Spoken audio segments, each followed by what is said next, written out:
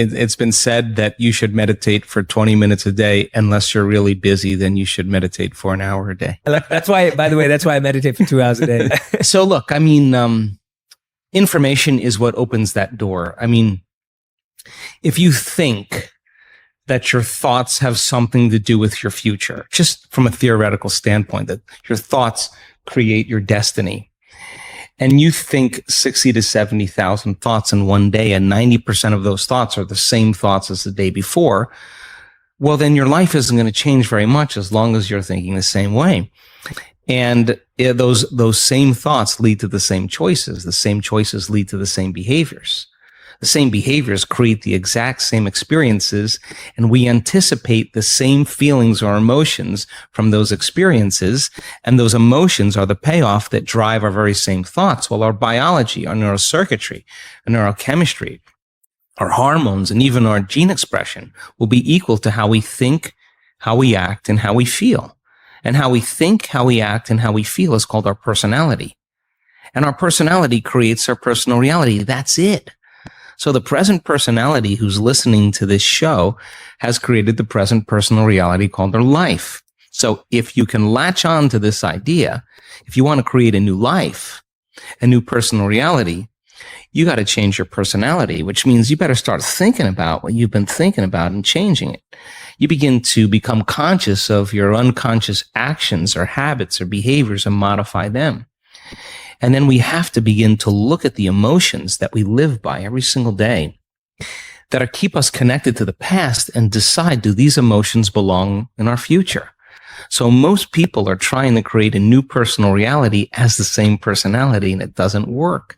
You literally have to become someone else. So the principle in neuroscience says that nerve cells that fire together wire together. You keep thinking the same way, making the same choices, demonstrating the same habits, creating the same experiences that stamp the same networks of neurons into the same patterns, all for the familiar feeling called you. And you do that for 10 years on end. You're going to begin to hardwire certain patterns in your brain that becomes your identity. And by the time we're 35 years old, it kind of becomes fixed, right? And psychology used to say that you can't change that, but we now know that you can. So then that kind of box in the brain, that is the habit of ourselves. We're 95% of the time running a series of programs. So then sitting and doing the work, we have to become disentangled from those programs. And so the moment you decide to do something differently or make a new choice, what most people don't want to face is that discomfort. And that is the key, because the universe only gives us what we think we're worthy of receiving. So we got to become initiated into this and understand that thousands of years of programming that says that we have to change things matter to matter, in three-dimensional reality. And it will take time, but to begin to connect to that resource called the quantum field and create from the field instead of from matter, there's a lot of unlearning that has to go on. And when you're catching yourself, what are you doing? Are you making a mental note? Like, practically, what is someone having to do to, once they catch it, then how do you deal with that emotion and anxiety in the moment that feels so heavy, that feels so real? What do you do after catching it? Well, just like anything else, Jay, I mean, it's just like hitting a golf ball, you get back into a bad habit again, You have to really begin to mentally rehearse.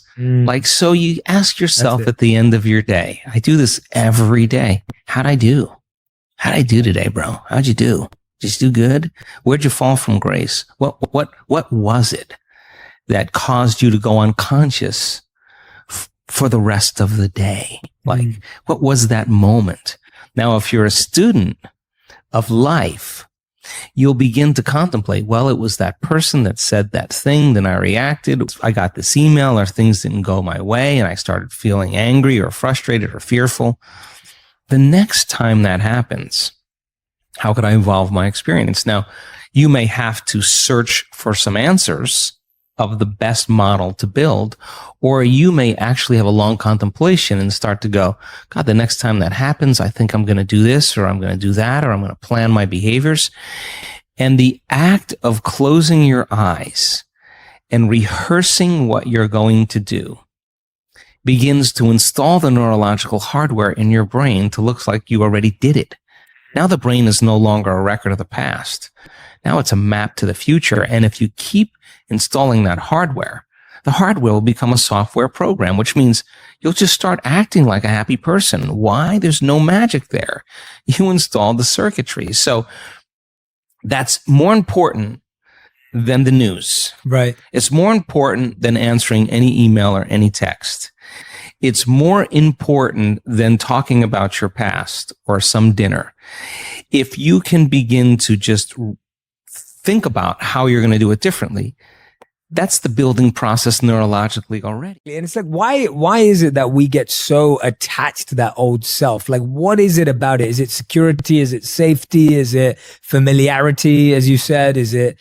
What is that keeps us so attached and so focused on something that we don't even like that much? I think we've been hypnotized and conditioned into becoming materialists. Mm-hmm. I think that we define reality with our senses, and I think that is one of the biggest illusions. So the fundamental question is, can you believe in a future that you can't see or experience with your senses yet, but you've thought about enough times in your mind that your brain is literally changed to look like the event has already occurred? Now, the latest research in plasticity says that's absolutely possible.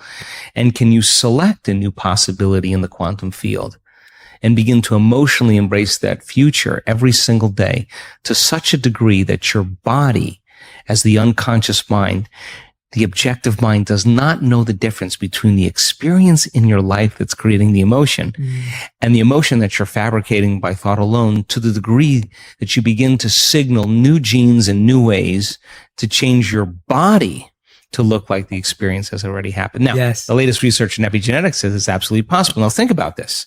Every day, installing the circuitry, every day conditioning the body into the emotion of the future, that your body begins to change to look like it's already happened. Now, this is where it gets fun, because now you no longer have to go anywhere to get it. Now it begins to come to you. You become the vortex or the magnet to your destiny. Stay in that state for an extended period of time as an experiment, as the scientist in your life, to keep your energy connected to the dream of your future. And then see what kind of effects begin to take place without moving into impatience, without moving into frustration, without starting to analyze why it hasn't happened or when. That is the trap of defining reality with your senses. So you have the thought of your future and you don't see it, then you experience separation. But people who are practicing this work, they have the thought of their future and they feel the emotion of their future. They're still connected to it, right? So that takes practice. And it's just learning, like hitting a golf ball, hitting a tennis ball, dancing the salsa, crocheting, whatever it is. You gotta start out staying real conscious and learning. And then you get good at it and it gets to be instrumental. It gets to be fun.